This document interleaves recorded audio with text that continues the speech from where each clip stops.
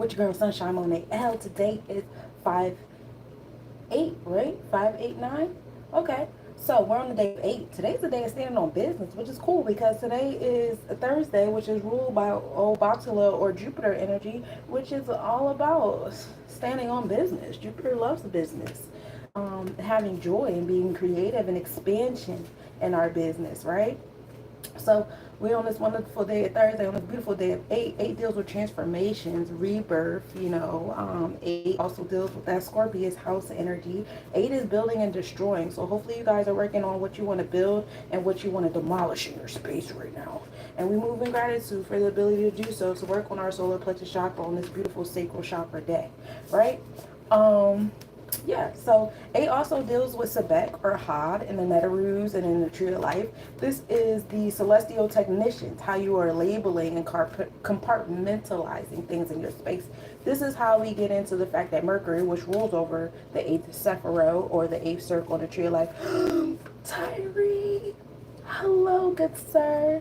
It's always a pleasure, and I haven't seen you in a while. I missed you. You were missed, my wonderful Gemini. Happy early season to you.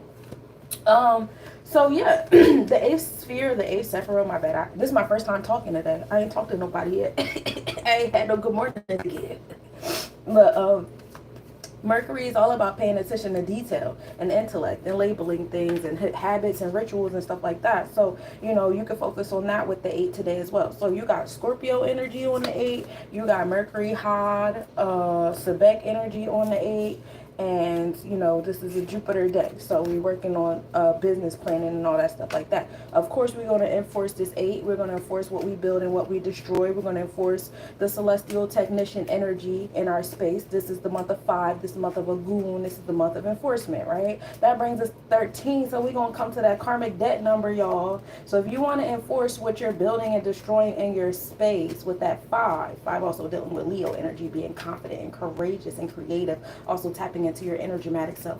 But if you want to really enforce that, what's going to happen is that 13, right? Because 5 and 8 is 13, right? Okay. And 13 is like using your intellect. 1 is knowledge and expressing it, which is 3. 1 is also taking initiative, being a leader, throwing cards at me. And 3 is understanding. And so it's considered a karmic number because it's very difficult to express what we know in this realm where everybody is supposed to think the same and be the same and do the same things. And if you're not, you're different, you're weird, you're doing it wrong, whatever, what have you. It's all about herd activities, herd immunity, belonging to a group or whatever have you. So when you become that individualistic person, which is the 1, the catchers, which is ruled by Aquarius, being unique and an individual and independent and all that fun stuff, learning how to express that, learning how to stand under that and stand on it can be a little difficult in our world. You know what I'm saying? We already know what happens to the people that be dealing with the 13th. They get, or sometimes they get picked on or they get ostracized and stuff like that. So, but in order to enforce what you build and destroy on that 8, you're going to have to deal with that 13, y'all. And that 13 brings us to 4, which is Chesed and the Tree of Life. That brings us to our internal law, our internal mayat gets built off of this. So what you are willing to express, what knowledge you're willing to express is also what you're willing to create in your space of law, internal boundaries. So we're going to take that 4 and we're going to give birth to it because we're in the year of 9. This is the year of Yesod. 9 and Yesod is born in supreme mathematics. 9 is Sagittarius energy. We come right back to that Jupiter vibe of expansion, abundance, ruling over our sacral chakra, giving us joy, creative energy, tapping into our sensual, sexual self, and we love it here, right? So of course we want to give birth to this 4, our internal law, our internal mayat, and supreme mathematics. 4 deals with culture or freedom that we've created from taking action on our emotions or expressing what we know, right? I want to give birth to that, don't you? So yeah, and when we do that, brings us right back to that karmic number 13, right? Because 4 and 9 is 13. So overall, today is like a heavy karmic number day to you guys. You guys will definitely be challenged on expressing what you know and taking action on how you feel. And that's okay. You're supposed to. This is how you create your internal law. This is how, you give birth to the things and the reality that you want to see in your space. So don't be afraid to be the one that stands out and says, hey, I don't like this. I don't want this. I don't do this. Or I do this and I am like this or whatever, what have you. Be yourself. Be yourself, king. Be yourself. Who's singing that song? Free Soul. And be yourself. All right. Hey Trey. Hey new video. You know what? Mercury entered Aries, so maybe you got some Mercury placements got you jumped, because I don't even know. Peace to y'all over there on TikTok, and peace to y'all over there on Meet Me as well. So yeah, today overall is a day of fours, a day of chesed. This is a day of culture and freedom. It's tapping into your internal mayat. What's your internal law? What are your boundaries? We are in the celestial it's the celestial law, you know what I'm saying? We want to enforce this law in our space, and this is how you walk in your authenticity, so you can attract and be in alignment with the people, places, things, situations, and ideas that you don't have to perpetrate for, you know what I'm saying? So, nobody likes to wear a mask all the time, this, that, and the third. Some people learned how to glorify the mask, especially Hollywood. I go outside and I'm in this business and I gotta wear a mask and be fake and phony. So you're not even really in the business that you want to be. You're not even really doing what you want to do. You're taking up space from someone who actually wanted to be in that place. And I'm supposed to be inspired because you wear a mask all day. I'm not, okay? So take that mask off, be you, and do what you want to do, especially in the age of Aquarius. This is the age that is going to support you being your unique self and is actually influencing you and wanting you to, with Pluto in Aquarius, giving that empowerment power to people who are moving in their unique individual self, right? As far as the astronomical report goes, we start today at an 82% waxing gibbous moon. We are in that moon of building tangible, physical things into our space. Moon rising at 4:25 p.m. and setting at 3:53 a.m. We are in Virgo on the tropical and on the Vedic chart. So mind and body are in alignment on Virgo when we started this day. All about self-management, self-organization, working on your habits and your routine. The moon is your emotions, your sense of belonging, home, and family. So that's how we're doing it. We're scheduling and we're intellectualizing the emotions and all those things like that. Our draconic chart, moon is in Libra. So finding balance, harmony, and justice on the spiritual side of your emotional self, your home and family, and sense of belonging. And this is all happening in the 8th house of transformations, building and destroying. Now, with the moon sitting over there at a where are we at a 4-degree Virgo, and 4 degrees in the Virgo constellation, we are in the 12th lunar mansion. This is the Uttada Falguni Nakshatra. Some positive traits that you may be feeling on your emotions is being calm, well-behaved, sympathetic, focused, reliable, and liberal. Some negative traits may be being restless, promiscuous, inconsiderate, bossy, stubborn, and arrogant. We are around a lot of sexual energy right now between the sun and the moon. It's a little interesting. But that's what we have there. Because 8th house also deals with sex too, right? Sunrise at 5:51 a.m. and setting at 8 p.m. Mind and soul, the tropical and the draconic chart are both in Taurus, finding that balance between the material and non-material world, wealth and emotions, what you value, what you prioritize. These are the spaces of possessions. When there's an imbalance there, the materials will be removed, the non-materials will be moved, whatever, what have you. The sun is at a 22 degrees Aries on the Vedic chart, so new beginnings and our happenings. The sun is our experiences, our masculine energy, how our masculine energy interacts with the masculine energy around us. And right now it's giving us an experience of new beginnings, while our thoughts and our spirit is on the experience of having that balance between our material and non-material self, wealth, business, and emotions, and creativity, and making things beautiful, like art, agriculture, and art. And we're about to walk into festival season and stuff like that. So the vendors and business owners are getting excited because it's their time to shine. And hopefully you guys got a rhythm with the seasons as business owners, and know, during the spring and summer, the planets are in alignment for you to be lucrative. In the fall, it starts to slow down, but we're still there. And in winter time, it's standstill time. So prepare yourself. You know what I'm saying? As far as the nakshatra goes, because we are at 22 degree, we are still in the Bharani nakshatra. We got about 4 more days here. Some positive traits about your experience could be being ambitious, dutiful, courageous, loyal, artistic, and talented. Some negative traits being overburdened, restless, fickle, stubborn, immoral, and hypersexual, or sex, right? Um, the moon in Parima will have minimal angle tonight at 7:48 p.m. The moon will be 4.4 degrees southwest. Observe at 8:48 p.m. with a 4.5 degree southwest separation. Parima is the star of prophecy in the Virgo constellation. So, you know, you guys doing your kumbayas and stuff like that, you might have a vision about some of the plans that you guys are kind of trying to create in your space. As far as some lineups go, we have the moon at 28 degrees Virgo zodiac, 4 degree Virgo constellation, and it'll be in opposition to Saturn, who is at 28 degrees Pisces, 4 degrees Pisces constellation. So between the 28 degrees happening in our mindset in the tropical chart, you know, 2 and 8 being wisdom and our ability to build and destroy, which brings us knowledge in our cipher. That is the connection between the moon and Saturn in our mindset. In the events of things, moon is at a 4 degree, Saturn is at a 4 degree, bringing us that sense of equality. So still in the realms of the mathematics, right? As we start to make our way to the full moon and we start to, you know, close out this first decade of the month of 5 and all that fun stuff like that. So you could use this however way you want. You could have your hand on the moon, your hand is on your emotions, and you're moving it towards Saturn, which is, you know, hard work, reliability, stability, you know, moving towards your material stuff. Or you could have your hand on Saturn, which is something I more so prefer. Saturn is in the second house. So I have my hand on the hard work, stability, things like that, and it's projecting towards my sense of belonging, my emotions, and things of that nature. Between Pisces and Virgo. And then remembering Virgo is on the moon, so it's creating habits and things like, and better labeling and compartmentalizing to your emotions and sense of belonging.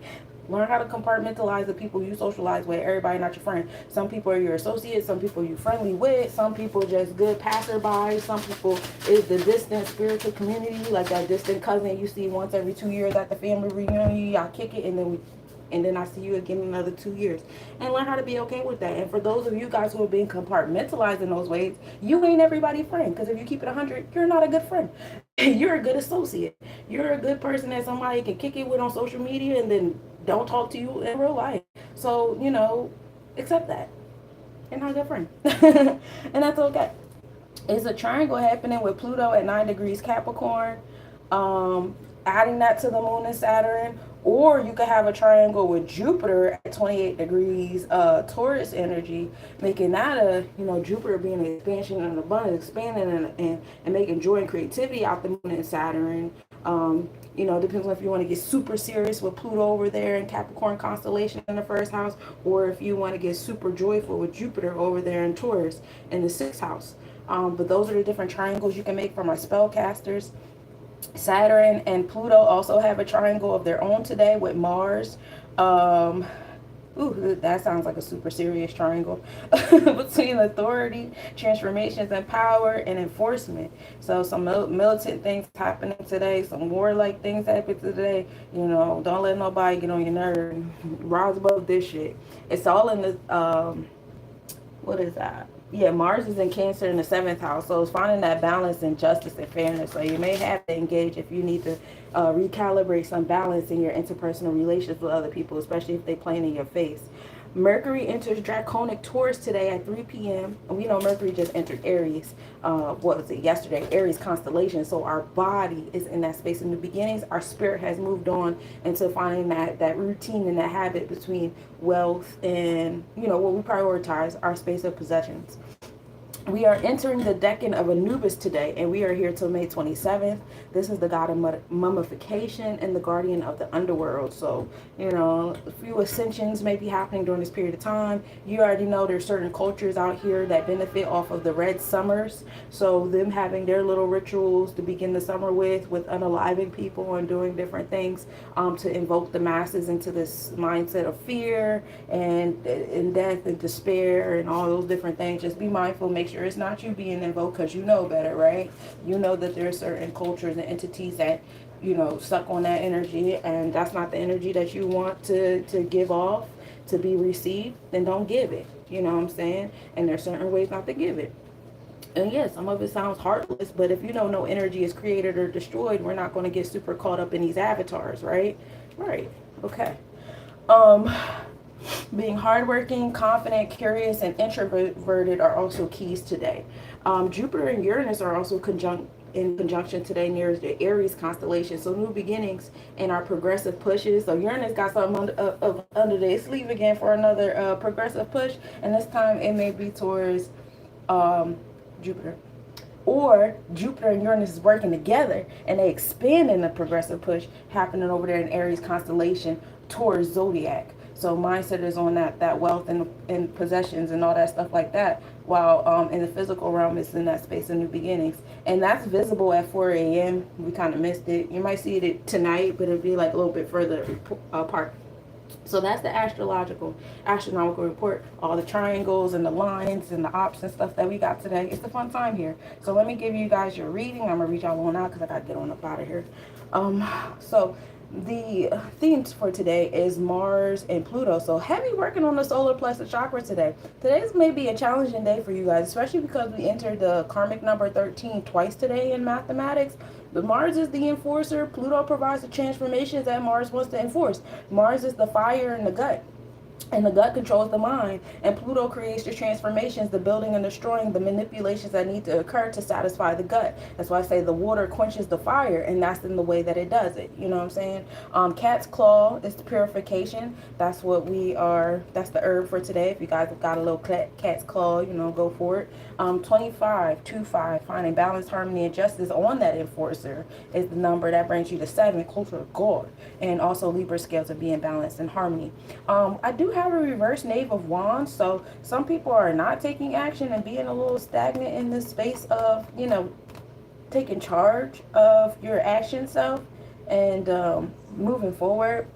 I also have an upright Page of Wands, so it's kind of a balance in between the two. This could be like, because I do see like she's like more happy here as far as this Page of Wands card go versus this Page of Wands that's, in reverse. Just having that balance of knowing when to react to certain things, when to take action on certain things, when to tap into your solar plexus chakra and when not to. There's certain times when you should move and not move. This is a nice like yin and yang balance thing that we're learning here. Because the fact that I pulled a Page of Wands in both decks, one in reverse and one in upright, is pretty cool. And you guys see, I don't be looking at the cards. I really be sitting here in the camera, shuffling, just pulling them out for y'all. So, discernment is definitely key. Not all, like I said, there's going to be some energies out here that's going to try to invoke y'all solar plexus chakras today.